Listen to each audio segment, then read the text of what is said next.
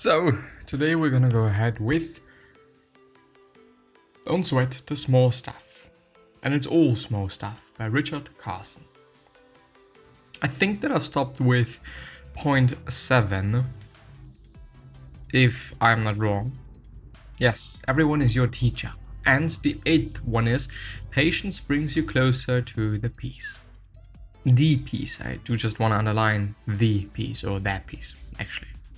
So if you don't have patience, then chances are you'll be angry and frustrated in your life. Patience is about believing in the process and hope for the best. It is about slowing things down and looking for areas of improvement. For example, if your boss is giving you troubles, instead of taking a reactive approach, you can slow down and find something to learn from that situation. But what if instead of slowing down, you pace up and become angry at your boss? Simple, it will provide you frustration and take away your peace of mind. Think about it, how did you feel when you were at peace within your mind? Did things slow down? Did you want to live in that moment forever? We love peace, and peace can be found with slowing things down. For example, you can feel relaxed if you slow down your breathing.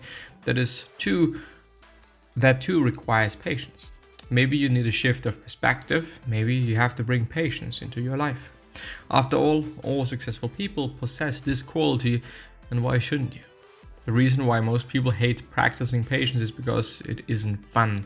It is boring, to be honest. It is easy to mutter obscenities, but it is hard to be patient and wander in the realm of improvement. Patience is just very important. Nothing comes overnight, nothing happens overnight, but most often bad things. I don't want to emphasize most often. Of course, I know some people got rich and famous overnight, but, overnight is the thing is, those people do have a certain talent and they are capable of doing something pretty useful and or pretty extraordinary, and or they're doing something extraordinarily good, which is a craft that they have been working on for quite some time, which made them appear like, okay, they got famous overnight. But it wasn't really the case, because they have been working on their craft for several years. So it's not really been an overnight thing, but rather multiple years thing. The 9th, you need a broad perspective. Perspective is simply how you look at things. The question is, do you have a broad perspective or a narrow perspective? In my opinion, you should go for a broad perspective. By broadening your perspective, you can see things more clearly. Perspective is like a camera lens. You must be able to zoom in and zoom out when needed. When you broaden your perspective, you zoom out on your life and see whether they fit your frame or not. And when you zoom in on your life, you miss out other details and focus on selective details. How can you get perspective on life? Richard shares a simple tip in his book. He says that you should ask yourself, will this matter a year from now? The idea here is, if something matters even after a few years, then it is obviously important. For example, if your graduation degree matters to you even after 5 years, then it is pretty important to you. Cherish it, hold on to it. Having perspective can also help you in your saving your time and energy for the things that are important. For instance, what other people think shouldn't bother a person who has a broad perspective, because he knows that what other people think doesn't matter that much. What you think about yourself is far more important than what some random people think about you. People who have achieved great things in their life often do so with the help of right perspective. Building the right perspective can take time. The easiest way to start mastering the art of perspective is by looking at your everyday problems with more perspective. It isn't as complicated as it sounds, though. Perspective in general. And I do want to say, the easiest way to start mastering the art of perspective is by looking at your everyday problems with more perspective. What might be my problem? Well, and perspective is a pretty broad term in itself, I would say, or by itself, because if I think about my day was pretty stressed out. Occasionally I felt pretty bad because of that. Also, a pretty high degree was me not eating enough. And so I could be like, well, it's been a shitty day, I hated it. But on the other hand, I could also be like, well, it's been quite a good day, because I have figured out that whatever I've eaten or the amount that I've eaten was not nearly enough food for me to be energized, to just live, feel good, be productive, and be on my highest level. So probably tomorrow I'm gonna do it differently. Tomorrow I'm gonna eat more. Tomorrow I'm gonna just maybe eat something different, but probably it's gonna just be more, and something different. But I have clearly underestimated the amount that I should be eating of certain things, And it turned out to be a pretty big thing for me, as I've also realized over the past 2 weeks where I've been trying to cut down a bit, but I've just completely overdone it and realized that it makes way more sense to eat a bit more, but also to move a bit more. At least this is how I feel about it and how things make sense for me. So today I've been moving quite a lot. I've been doing quite a bunch of shit. I've been outside and whatnot, but I haven't been eating nearly enough as I should have. On the other hand, when it comes to my day and my day being a bit stressful, I could also being like, well, the next day I'm not going to do so much, This could also be a different perspective or another perspective on the same thing. Okay, maybe I should just eat more so that I have the energy to sustain that amount of work, or I just do less. So what is the better option? And now you can just choose, because it is your life and it is what you do. You can choose whatever you want to do, obviously.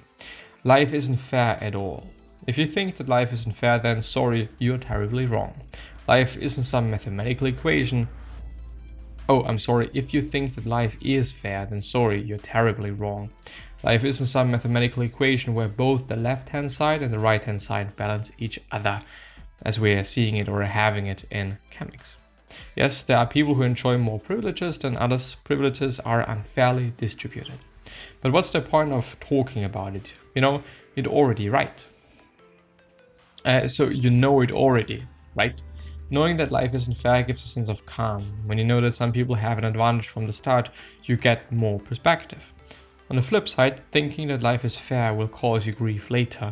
People who really realize this sad truth late in their lives feel sorry and blame the whole world. The best approach is to realize that imperfection is a part of this world, so lower your expectations a bit, understand that life is far from fair, adapt to it. You won't get anything for blaming and complaining. It will only cost you your time and energy, sad but true. This is always one of the reasons why I do suggest certain people, most often, as I'm thinking about it, not gonna name names, not gonna say names, to just not always be complaining about things and being tremendously angry about things and overly emotional about things. Well, I get it. Some things are fucked up. Some things just really are messing with your emotions and whatnot. But what is the point of being just so relentlessly complaining and angry about things? It's not good. It's not good for your health. It's not good for your heart. It's not good for anything. So what is the point? What is the point of doing so? And some people actually indeed just do it because they do it. Anyway, point 11. Death is inevitable. Most people ignore death in their equation of life. Why? Because it is gloomy and unpleasant. Nobody wants to die anyway. But the harsh truth is, we are all going to die one day. And the cold truth shouldn't make you sad. Death is a part of a process called life. Just like Stephen Covey, Richard wants you to think in the long term and imagine your own funeral. By keeping the end in your mind, you can plan how you want to live your life. It's similar to setting financial goals. For example, if you have to earn 100k this year, you'll think that way and take action accordingly. Imagine what you wish to accomplish before you die. Doing this will give you a more generous perspective more than anything else. It is better to have an end goal. If death is inevitable, why not tackle it with what you have got? Another point here that just gives perspective. Well, should I really complain about that? Is this gonna matter in 10 years? No. Should I complain about this other thing? Well, I'm gonna die. So no, I'm not gonna use my energy for that shit. The 12th. Learn to tap into your subconscious. Our subconscious mind is where old ideas get mixed and new ideas are born. Richard recommends that you solve your problems by keeping problems in your subconscious instead of actively solving them every time.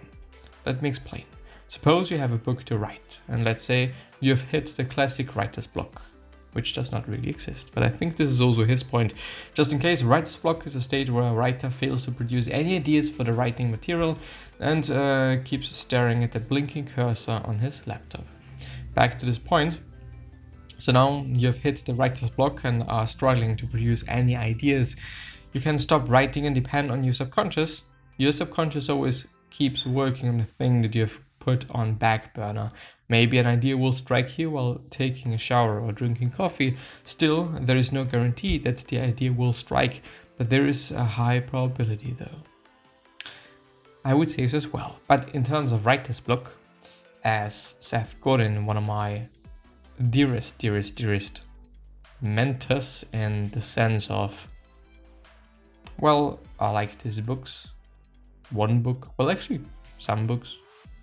His way of being and living, and the podcast is just amazing, and I do consider him a mentor as well as other people, but maybe I'm going to talk about that in another episode or in a separate one. Well, if you just write and write and write and write, inevitably, you are gonna produce something good. And if you're unable to produce something good in, I don't know, a month of writing every day, maybe you're just not a writer. Maybe it is just not something you should be doing. But yeah, with that being said, gonna see you the next time.